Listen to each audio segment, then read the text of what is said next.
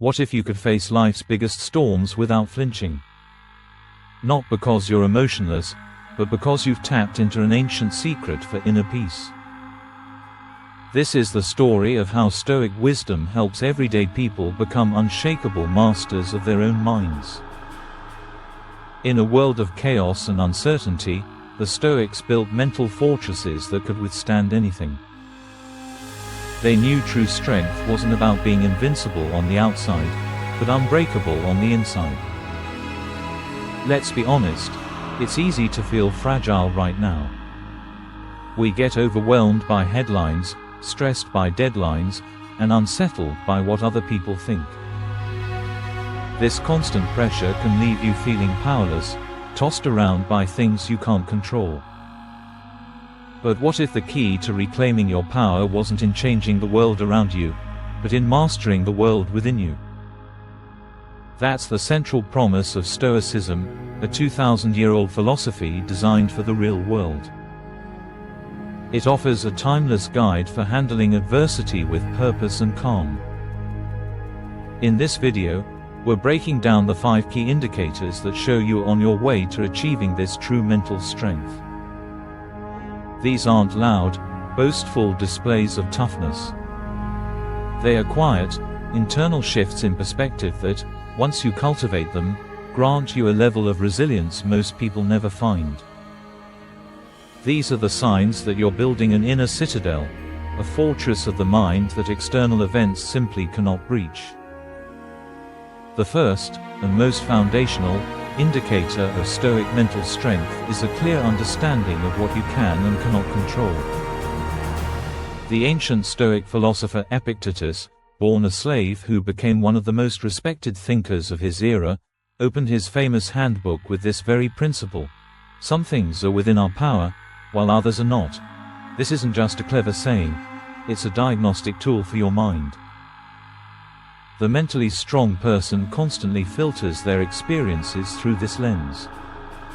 When faced with a challenge, a difficult boss, a sudden illness, or just a traffic jam, their first instinct isn't to rage and complain. Instead, they pause and perform a kind of mental triage. They ask, what part of this is actually up to me, and what part is up to fate? The things in your power are your thoughts, your judgments, and your actions. That's pretty much it. Everything else, the weather, the economy, what other people think of you, is outside your control. A mentally strong person doesn't waste energy trying to command the uncontrollable. They pour all their focus into their own actions and attitude, which are the only things that truly belong to them. Think of an expert archer. She controls her stance, her breath, how she draws the string, and the moment of release. She perfects her actions. But once the arrow is flying, she has zero control over a sudden gust of wind. The amateur gets furious at the wind and curses his luck. The Stoic master, however, judges herself on the quality of her shot, not whether it hit the bullseye. Her satisfaction comes from her own focused effort, which was all she ever really controlled. If you find yourself calmly redirecting your focus from external frustrations back to your own next move, you're practicing the dichotomy of control. You're building that inner citadel, a place of freedom that no amount of external chaos can touch. The second indicator of true mental strength is your ability to stay calm on the inside, even when the world outside is in chaos. The Stoics call this apatheia, which is often mistranslated as apathy. It doesn't mean becoming an emotionless robot. In fact, Marcus Aurelius wrote about being free of passion and yet full of love. Apatheia is freedom from irrational, destructive emotions, the kind that hijack your reason and lead to poor decisions. The mentally strong person understands a profound truth: it's not events that disturb us, but our judgments about them. The insult doesn't hurt you. Your belief that the insult has power is what hurts you. The job loss doesn't break you. Your judgment that your life is now over is what breaks you. Someone with this strength sees their emotions not as facts, but as signals to be examined. When anger, fear, or despair pop up, they don't just react. They pause. They question the judgment that triggered the feeling. Is this situation really a catastrophe, or am I just telling myself it is? As Epictetus warned, any person capable of angering you becomes your master. This is basically cognitive reframing, a cornerstone of modern therapy like CBT, which has deep roots in Stoicism. It's about separating an event from the story you tell yourself about it. This doesn't mean you suppress feelings. It means you observe them without being their slave. Imagine your mind is the sky, and emotions are just clouds passing through. Some are dark and stormy, but they aren't the sky itself. The sky remains stable and undisturbed. If you're getting better at pausing between a trigger and your response, questioning your immediate emotional reactions, and choosing a rational path instead of being swept away, you are displaying the quiet, unshakable power of Stoic emotional equilibrium. The third indicator is perhaps the most profound. You live by an internal scorecard, where virtue is the only thing that truly matters. For the Stoics, the goal of life wasn't getting rich or famous. It was to live a life of eudaimonia, a Greek term meaning flourishing, which you achieve by living in accordance with virtue. The four cardinal Stoic virtues are wisdom, courage, justice, and temperance. These weren't just abstract ideas, they were practical guides for living. Wisdom is about seeing the world clearly and separating what you control from what you don't. Courage is not the absence of fear, but doing the right thing in spite of it. Justice is about treating others with fairness and kindness. Temperance is self-control and moderation in all things. A person with true mental strength makes decisions based on these virtues, not on passing feelings or external pressures. When faced with a choice, they don't ask, "What will make me look good?" or "What's the easy way out?" They ask, "What is the wise thing to do? The courageous thing, the just thing?" The philosopher Seneca taught that your character is your compass. It stays true no matter how stormy the weather gets. This is why virtue is the highest good. It's the one thing that can never be taken from you.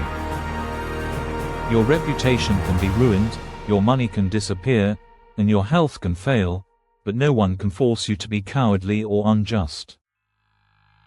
That power is yours alone. This shows up in small, daily acts of integrity. It's choosing honesty when a lie would be easier. It's treating others with respect, even when they act disrespectfully. It's choosing long-term character over short-term pleasure. If you're measuring your success by the quality of your character, you're living by the Stoic code and building a meaningful life that fortune can't touch. The fourth sign of a truly strong mind is a radical acceptance of life's fleeting nature. This is captured in two powerful phrases, memento mori and amor fati. Memento mori means, remember you must die. Far from being dark, this is a tool for creating priority and meaning. By remembering that life is finite, the mentally strong person cuts through the trivial nonsense that consumes most people. Why waste precious time on petty grudges or chasing empty status? This awareness doesn't lead to sadness, but to a deep sense of gratitude and urgency. It inspires you to live fully and act with purpose, today. Amor fati means, a love of fate. This is the practice of not just accepting, but embracing everything that happens, the good, the bad, and the ugly. It's the belief that every obstacle is a necessary part of your journey. As Marcus Aurelius wrote, "What stands in the way becomes the way." An obstacle isn't something to be dodged, but an opportunity to practice virtue. A person with this strength stops fighting reality. They don't complain about what is, they work with it. They see challenges not as curses, but as fuel for the fire. They go after their goals with everything they've got, but they aren't emotionally attached to the outcome.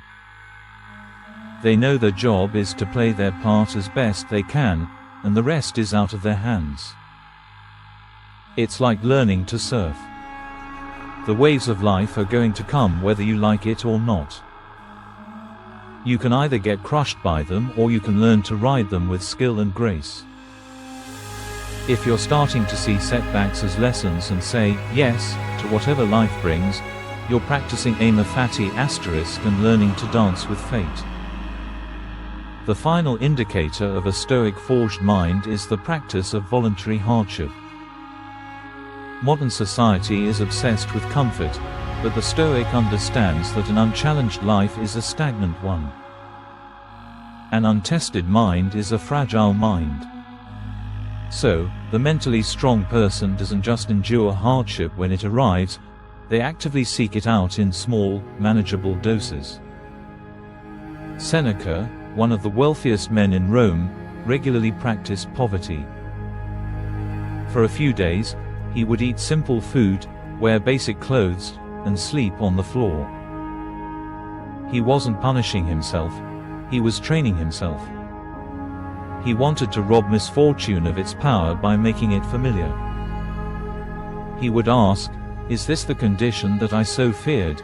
By choosing discomfort, he vaccinated himself against the fear of loss. This is the principle of anti-fragility. Some things don't just resist stress, they get stronger from it. Your muscles grow by being broken down. Your immune system gets stronger by being exposed to germs. And your mind gets tougher by facing challenges. You can practice this in plenty of modern ways.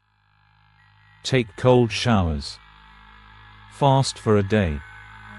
Choose the harder workout. Or just sit with boredom instead of grabbing your phone. It's about intentionally stepping outside your comfort zone to expand its borders. It's about proving to yourself that you can handle more than you think. This practice builds an unshakable self-reliance. You learn that your happiness doesn't depend on perfect conditions. You develop a quiet confidence from knowing you've faced discomfort and come out the other side. When real adversity strikes, and it won't feel so terrifying. It will be familiar territory you've already trained for. If you're leaning into difficulty and choosing discipline over ease, you are cultivating the final, most active form of Stoic mental strength. These 5 indicators, mastering your control, finding emotional balance, focusing on virtue, loving your fate, and seeking discomfort, are not separate traits. They are the interconnected pillars that support an unbreakable mind. They are a practical blueprint for a life of resilience, purpose, and genuine inner peace. True mental strength isn't something you're born with, it's something you build, day by day, choice by choice. It's forged in the fires of adversity and polished by daily practice. You're stronger than you think, and the path to unlocking that strength has been laid out for over 2,000 years. If this exploration of Stoic wisdom resonated with you, and you want to keep building a stronger mind, go ahead and subscribe to our channel and hit the like button to support this kind of content. Now, a question for you. Which of these 5 indicators do you already see in yourself, or which one do you want to start cultivating today? Let us know in the comments below. We read every single one. Stay strong, and stay aware.